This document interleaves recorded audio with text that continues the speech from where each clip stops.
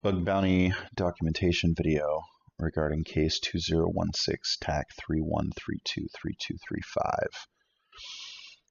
This time we are auditing the exception server, EX.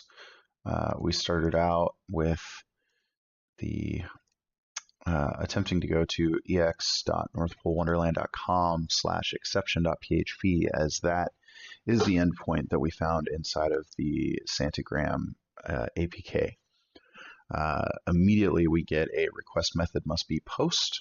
So we're going to send this request that went through our proxy. We're going to send it over to repeater so that we can easily change values and send different values to the server rapidly. So I'll go ahead and change that to a post and go. And now we have a different message that content type must be application JSON. So we can change that to content type application JSON, not JSON, JSON. Go. Has to contain valid JSON. So this is great when servers give you interesting feedback or useful error messages and feedback, because you can basically walk through the functionality of the application until you get to a point where it's functioning the way it's supposed to be, or you can break it along the way maybe, as opposed to the way we had to do things on the debug server, which is we had to kind of force our way through seeing some traffic so that we can behave like the server. If debug would have behaved like this, where it would have just told us what we needed to do every step of the way, it probably would have gone a lot faster. So let's give it some valid JSON in the body here. Since it's a post, all parameters go into the body. So, and now we're starting to get to the meat of things. So it's saying that the JSON key operation needs to be set to either write crash dump or read crash dump. So valid JSON is essentially just a dictionary. If you're familiar with Python, it's very similar to a Python dictionary. So we'll go ahead and set an operation key, and we'll set the value to, as it tells us, read crash dump or write crash dump. The reading is probably going to be more difficult. We'll probably need to select a crash dump. So let's first write a dump that we can later read from. So we'll go ahead and just set it to write crash dump and then go. Now we have to have a data key set. So data, and we'll just make that equal to nothing. Okay, so we successfully wrote a crash dump to this file, which I assume is the same directory as exception. I want to try something. I just want to make sure that later when we read a crash dump, we're going to actually see the data that we write in there. So we'll grab this, and we're going to make a note of this. There we go. And now we want to read a crash dump. Let's see the other functionality. So read crash dump. And maybe data is fine. Who knows? We'll figure it out. So the crash dump, key crash dump must be set.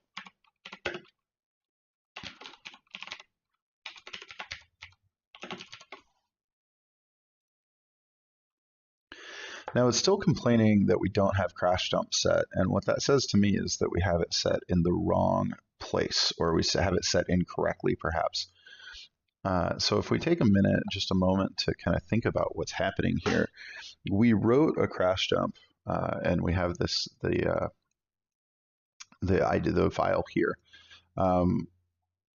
Now that we're trying to read a crash dump, the data is probably what we're going to try and read. So since it's not complaining about data being set improperly, it's complaining about this being set improperly. Let's move this. And let's actually put the crash dump inside of data. So this is fairly common in JSON, having these kind of nested data structures. So now we'll give a go. And now it's giving us an internal server error. So something changed. It's not giving us, this is really what it should have been giving us the entire time. But now it's not giving us specific instructions.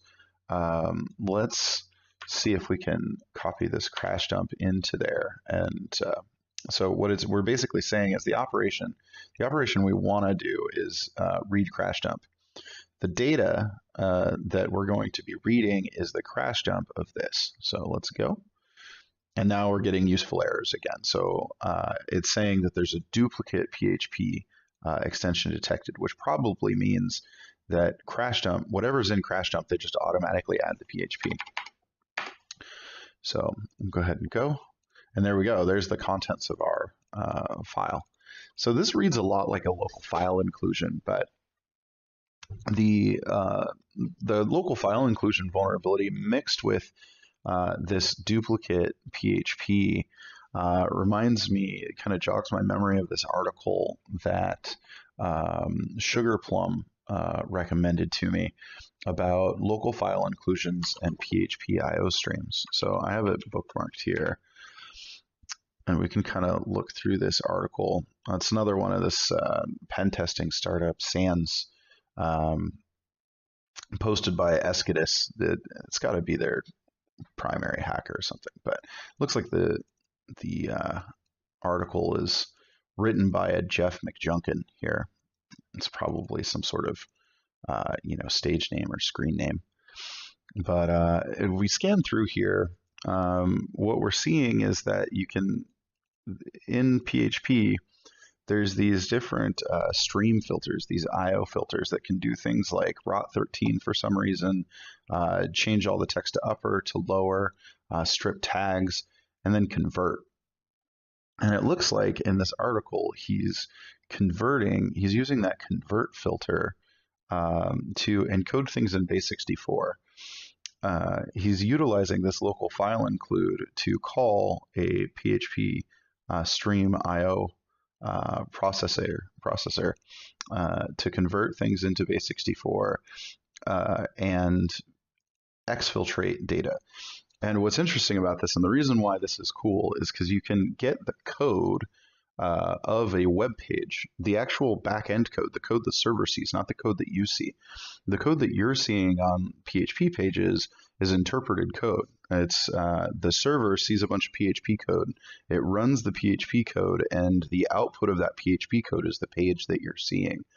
So it's useful a lot of times to be able to see what that code the server sees, because you might see credentials, hard-coded passwords. You'll have a better understanding of how the website works, which could lead to other vulnerabilities. Maybe you can see how it's connecting to a database, and so you can connect to the database, or you can break that connection somehow. So since it's encoded through base64, the server is not actually seeing PHP code flyby. It's seeing base64 encoded text go by, and so it just lets it go. So if you put this whole request string into curl and then you pipe that into the base64 decode, then the server sees the base64 encoded stuff, but you see, because you pull it down and then decode it, you actually see the text here. So I want to play with this. I want to try this because I've never gotten to do this before, and it always seemed cool. So we're going to put this in here. And what we're going to do, we're going to target the exception page itself, because I'm curious if there's more that it can do than what it's doing right now, or maybe there's somewhere we can pivot to.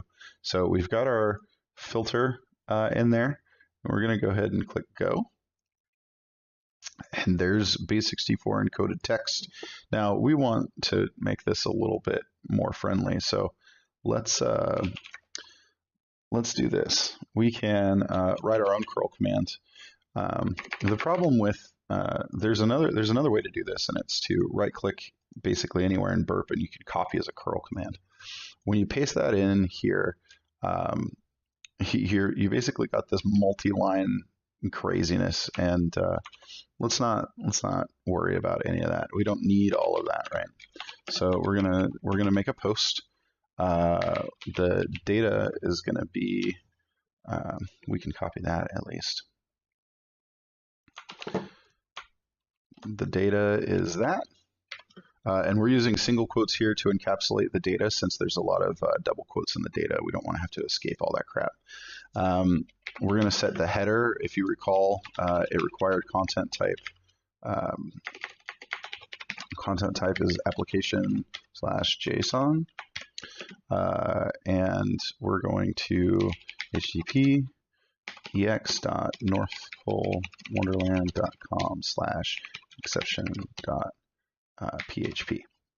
And we're going to pipe, let's just see if that works. There's our base64.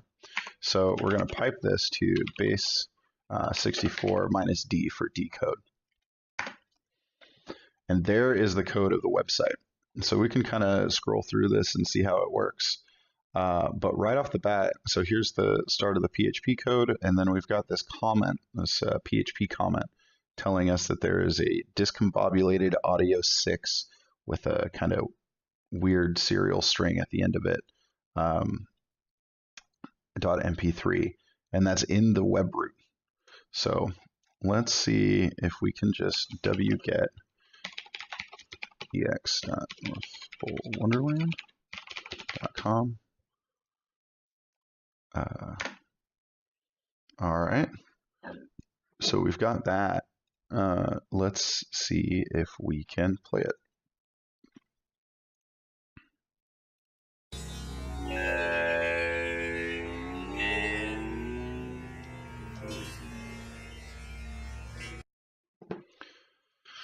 All right, so we seem to have a large portion of audio now. I think we're almost done, but I want to check out that analytics server one more time, as I feel like the first audio file we got from it was a little too easy. I feel like there's got to be more to that server. So I'm going to close this one out and we'll move on to analytics, and hopefully we'll wrap up this case soon.